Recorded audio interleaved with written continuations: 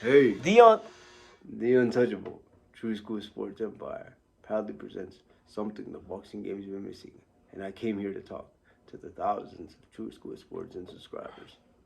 there you go. We don't even need the intro. We got my man Jony here, special guest, it's your boy Yeah, BT. Listen, guys, I wanted to come to you and talk a little bit about, Conor Benn. He's a popular topic in yeah. boxing right now. Okay. Johnny, I know you love Conor Benn because Conor Benn. you sat right here in this room about a week ago and you were like, BT, I gotta bet Conor Benn. I gotta bet Conor Benn versus Regis Prograis to go the distance. I gotta bet Tyson Fury on points, and you was right. A lot of people didn't think them fights were gonna go the distance. They both went the distance. So clearly, Johnny knows what he's talking about. So let's talk to Johnny here for a second. All So right. Conor Benn, he fights Regis, a very shot, faded, washed up version of Regis Prograis, undersized, goes the distance. What did you make of the fight from Conor Benn? I thought Conor Benn performed the way I thought he was gonna perform. I think people are being a little bit too harsh on him. You think so? Yeah, Regis is a former world champion. He might be a little shot, but you don't know, man. A Maybe little? maybe he would have. Maybe he was up for the fight. Maybe he was. So you His just never pride. know. His pride. So I like the fight. I thought, I think people are being a little bit too harsh on him. Uh, but I don't think he's over there to be at the top level just yet. Okay. I don't think I'm being too harsh because I saw, now that he's retired, I can actually talk about this. I saw Regis Prograis spar a retired Sean Porter who hasn't been in the ring for years, and he didn't look great. He looked very. Hey, I'll tell you this. maybe, All I'll say is, I thought Sean Porter did better against Regis than Conor Benn did in spots in this fight. maybe Sean Porter might want to make a little comeback. No, Get that no, no, Netflix no, money. no, Get that no. Netflix money. One more Nah, go. Man, nah. let's get it. But I'll say this, man. Everybody's got a price, like the $1 Million Man says. Ted What's Sean Porter's price? If you seeing this, let him know. Sean's Patel, let him know. Get back in there. Get back in there. One more spin. Make it happen. But look, man, he's the number one contender in the WBC. And fun fact, Johnny, as we're shooting this, it's April 16th, 2026. Okay. Today it marks officially 4 years to the day of the last time Conor Benn made the welterweight limit, which was 4 years ago against Chris Van Heerden. He has not fought at the welterweight limit since Chris Van Heerden 4 years ago on this day. But somehow he is ranked the number one contender in the WBC to fight Ryan Garcia. I think Ryan Garcia and him is probably going to be a fight that happens next because it's a big event, it's a big money fight. How do you see that? What do you think about it? What do I think about it? I think of I'm not gonna say the name, but if Ryan Garcia fights the person I think he's gonna fight next, I don't think he's gonna be the WBC champion of the world. But if he is the WBC champion of the world, by the time he fights Conor Benn, I think he's gonna get him out of there in 4 rounds. 4 rounds. I think he's gonna hit him with that left hook. So you think it's a fight that's gonna really boost Ryan Garcia's stock to the next level? You remember when I was joking around and he was fighting Mario Barrios? I said he gonna drop Mario Barrios in the first round. He put a bet in. He put a bet in for Ryan Garcia to knock out Mario Barrios in the first round, and it almost happened. Yeah. So but almost don't count, unfortunately. But I definitely think he gets Conor Benn up out of there. I think so. I think his left hook, body shot, right hand. However he wants to end the fight. I just think Conor Benn's a little bit too stiff for him. Pete Dobson had some good success with him with the jab. I think Ryan's speed, I think Ryan's reflexes, and I think the power difference will be a little bit too much. And I think by the time they fight, he'll be weight drained. And Ryan will get him out of there. I think so. Do you think Ryan Garcia fighting Conor Benn? Do you think that's good preparation for any of the top guys at 47? For who? Anyone would you say like Rolly? If you wanted to go for a roller rematch, you think Conor Benn is a good preparation for that? Do I think he's a good preparation for that? Yeah. No. No, I think Rolly has a lot more power. He's a lot more athletic. I think people weren't giving Rolly enough credit when he beat Ryan. I think that people said, if Ryan was focused, I think Ryan was focused. And I think Rolly was focused. I think he's got the better jab, more power, the better footwork, and I think it's very underrated. And fun fact, Rolly was injured when he fought Ryan. That's inside information. But a lot of people don't know that. So I think when they rematch, if they rematch.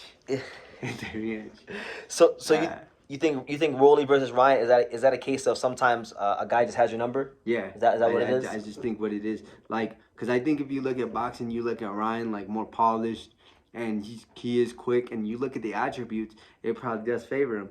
But if you look at like the times they've sparred, Rolly's explosiveness, Rolly's power, he's got some neutralizers for everything that Ryan has. So I just think, you remember when Floyd looked at Manny and said, "Manny Pacquiao, you're not a better fighter than me. Manny Pacquiao. You will never be a better fighter than me. Yeah. If we fight 100 times, I'll win 100 times." That's how you feel about Ryan versus Rolly? Rolly can never be Ryan? Ryan can never be Rolly? Nah, man. 7 out of 10. I'm gonna go 7 out of 10. 7 out of 10. Okay. You know, Ryan still got the talents and things like that, but I just think Rolly just has the number. So quiet is kept, though. It sounds like, based on what you're saying, quiet is kept. I know this video is about Ryan Garcia and Conor Benn initially, but quiet is kept. It sounds like you're saying that Rolly's one of the best welterweights in the world. Well, yeah. How would you rate the champions? You got Haney, Garcia, Rolly, and Lewis Crocker. How do you rank them? I'm gonna go Devin. 1. Number 2, I'm gonna go Rolly because he beat Ryan. You can't really. So he already beat one of the champions in this division. Yeah, and then Lewis Crocker's still kind of unproven, right? Yep. You know. And then I'll go Ryan Garcia and Lewis Crocker. Lewis Crocker's fun to watch. If anything, if I could actually mix and match everything together, I think everyone still wants to see that Ryan and Devin. So I think they should fight each other, and I think Rolly should fight Lewis Crocker. They're both very aggressive. They'll both bang, and it'll be a fun fight. That'd be interesting. So, you know, because we'll see how it goes, man. We'll definitely see how it goes. And you still got guys in the weight class. You got like Tiger Johnson. You got Brian Norman Jr. Leo coming. You got Karen. You got Karen taking on Patty Donovan in a fight soon. I think that's the eliminator for the IBF. So the winner of that fight. Shout out my boy Alexis Rocha, man. Got Ricardo Sandoval. He ain't ranked, but he will be soon. My man Jin Sasaki's coming. I know Jim was sparring your boy Rolly. I know that's a personal favorite of mine. He was in camp with us, so got a lot of love for Jim. Welterweight's wide open. Wide open. Welterweight division is kind of I ain't gonna hold you. They don't got a lot of good. They got Manny Pacquiao's ranked. Yeah. Manny Pacquiao's still around. If you want me to be honest with you, I think if Manny Pacquiao comes up, I think he handles the majority of the welterweights that are champions. Do you think Manny Pacquiao could be a unified champion at 147? I do. I do. I think give him Ryan Garcia. But could it be Floyd? Is he gonna be Floyd in the rematch? He's not gonna be Floyd. But he could be Lewis Crocker. Yeah. And he could be. He can't be Floyd. I seen Floyd. Tell him about Floyd. Floyd's the truth. I've seen Floyd in there with I've seen Floyd spar Devin, actually. You know, a lot of people mention that Devin and Floyd sparring. He was there. I was there. It was Floyd's second day back. And, you know, yeah, it was competitive sparring. You know, and I won't go into too much detail, but it was a good sparring. Devin did his thing as well.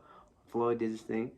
But I just know how Floyd is when Floyd's on. And I just think, even at 50 years old, because, you know, I've seen him spar and do things to fighters that you guys or the fans would say, you know, maybe this guy's top 10, and Floyd still just be playing with some of these guys. It's that easy for him. And so I think he's gonna perform very well against Manny Pacquiao. Okay. You know, I know how a lot of people said that Rolly should fight Shakram Giyashov. He should. It's mandatory. If Floyd fights Shakram Giyashov, he'll beat him. Well, Giyashov's fighting Catterall. Yeah. I believe he's fighting Catterall next. I think Floyd will go undisputed at 47. I keep trying it. He'll go undisputed to get himself out of bankruptcy and all that stuff. Floyd not broke. He not broke. They hating, right? They tell him they hating. Yeah, Floyd, they hating. Floyd not broke. It's Floyd. It's Money Mayweather. It's Money Mayweather. What do you mean he's broke? Yeah. Floyd ain't broke. You broke. Yeah. And like Floyd would say, he said, if you bet on me my entire career, you would win 50 bets. Give me 150. All 50 times. Yeah. So there you have it. That's kind of like our welterweight wrap up, you know. If you guys have any questions about the welterweight division, you can leave them down below. But there's not much to wrap up about the welterweight. There really ain't, you know. Let's be honest. What gets you guys excited about the welterweight division? Yeah, you tell in the comments. We want you guys to list like the top 3 fights you want to see in the welterweight division. I'll tell you my number 1 fight I want to see at welterweight. I want to see Conor Benn versus Jin Sasaki. Yeah. I think Jin would knock his ass out. Yeah. I want to see that fight. I want to see it too. He can't beat Jin. Is Brian Norman Jr. still there? Yeah, Brian Norman Jr.'s come back. He's right there, number 6. We need some life in the welterweight division because honestly, I bet you the most excited thing we would be at the welterweight division is honestly not even the unifications. I feel like if Ryan, if Rolly, if Devin, if all these guys moved up, they'd be like, oh, they're moving up to 54. They got to fight Boots and Zane. You know? So the most exciting fights at 147 or at 154? Yeah. Pretty much. So they did. That's how it goes. Yeah. But anyway, guys, leave your comments down below. Make sure you guys take the time to subscribe. And like I say in every single one of these videos, you can love me or you can hate me. But I'm just a kid from Dania. So until next time, take care, guys. Want to say hello? Say hello. Can you say hi, boxing world? Hi, boxing world. Can you say true school sports? Truth? Oh. Can you say true school sports? Say true school sports. Can you say the untouchable? Can you say the home of boxing? The home of boxing.